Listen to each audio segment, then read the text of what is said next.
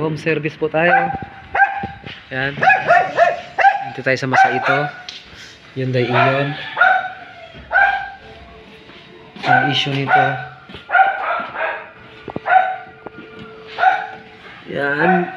Ito ang problema. Pumutok na yung water outlet.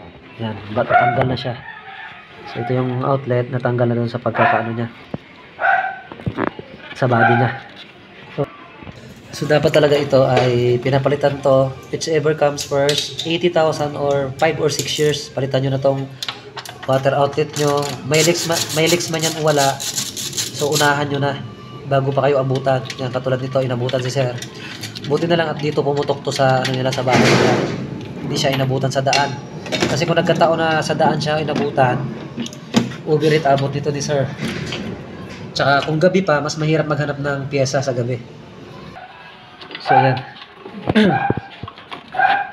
Buti nila at dito lang si sir nabutan sa kanila. Ayan o, malutong na yan o. Yan, malutong na. Ano pa kasi to eh. 2000, ano to? 13 model o 2013 or 14 model to. Wala kasi dito si sir sa trabaho kaya pinuntahan lang natin siya habang nasa trabaho siya. Ito lang kasi yung ano natin, yung free time natin na mag home service kasi daily kasi ang dami din natin gawa. May mga gawa din tayo sa ano, sa shop. So yan, baklasin na natin to. Baklasin muna natin to. Baklasin natin to. Yung ignition coil para maibaba natin tong ano, ignition coil. Andun doon yung isang, andun yung mga tornilyo kasi sa ano, nakatago dito sa ignition coil eh. Naharangan niya. So babaklasin natin to ignition coil. Ito na. Tanggalan natin ito. Ano na rin to? May mga beta green na eh. Siguro nabaklas na dati to. So kung mapapansin nyo, may mga beta green na. Tinanggal ko na dun sa pinaka hose na yun. Oh. Yung hose na yun, medyo mataba na. Kailangan na rin magpalit isa ng ano nito, ng thermostat housing. Ito na yung susunod niya palitan, thermostat housing assembly. Kasi yun yung susunod na ano, magli-leaks sa katagalan. Ano, daming ano, beta gray. Ayan. So tinanggalan ko kasi kanina andito na sa loob ng hose yung beta gray niya. So ito kasi yung kaya siguro nilagyan ng beta gray to kasi nga gawa ng yung ano niya, yung pinaka hose niya ano na, umano na oh, lumubo. So pag nagpalit naman kasi ng thermostat housing, kasama na yung hose niyan, lalo na yung assembly, kasama na yung hose na yon. So pag kasama na yung hose, iipit ulit yan sa dito. Maganda na ulit yung ano niyan, yung pagkaka-fit. Ito, tingnan mo, kulay brown na oh. Kaya malutong na talaga siya.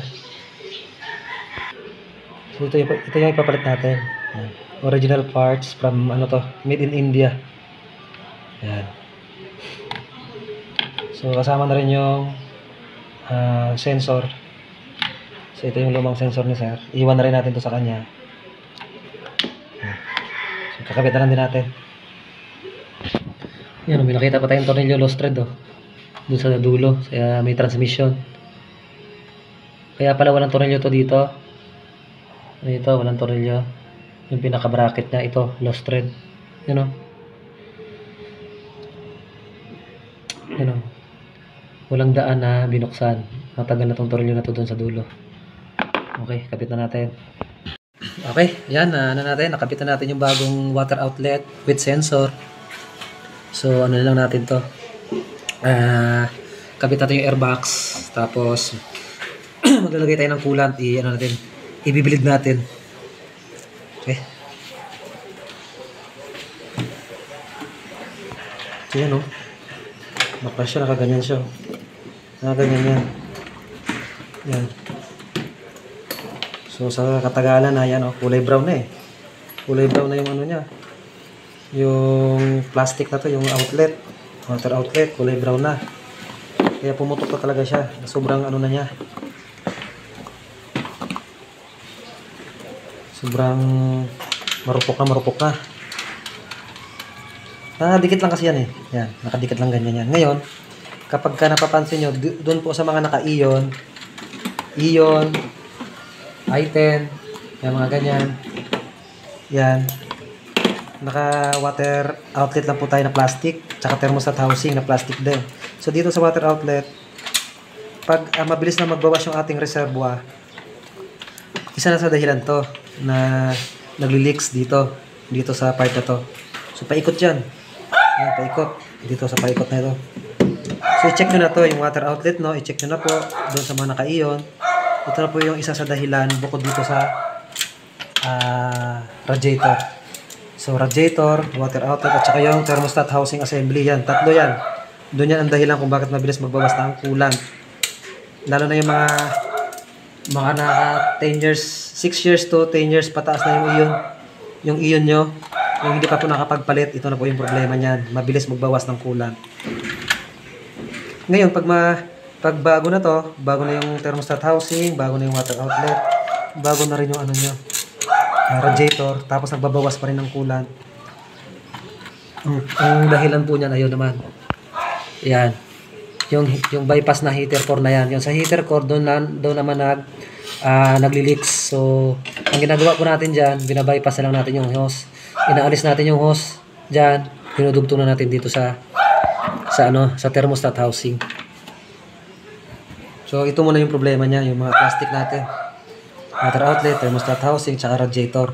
Doon sa 6 years pataas na iyon. 6 years pataas, 7, 8, 9, 10, yan, ganyan. 11, 12, yan, mga 2012 model na hindi pa nagpalit nito. Yan, palitan nyo na po kasi nga, sobrang lutong na yan. Yan, marupok na marupok na. Lutong na yan, yan, sumasama na. Yan, di ba? Yan. Okay. Papaandarin lang natin at saka mag-biblig tayo. Tapos, okay na yan. So, ito, mag-biblig na tayo.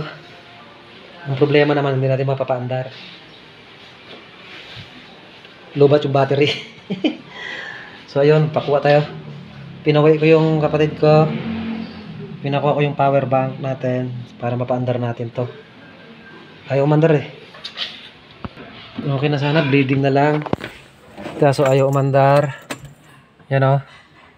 So, start natin. Okay. Ayaw. Battery problem. So, antayin na lang natin yung power bank umuwi pa sa bahay. Tapos bleed na lang tayo. Okay, yan. Pandarin natin. Dumating na yung ating power bank. Andar. Sayang yung oras. Nalobat. Okay. Andar.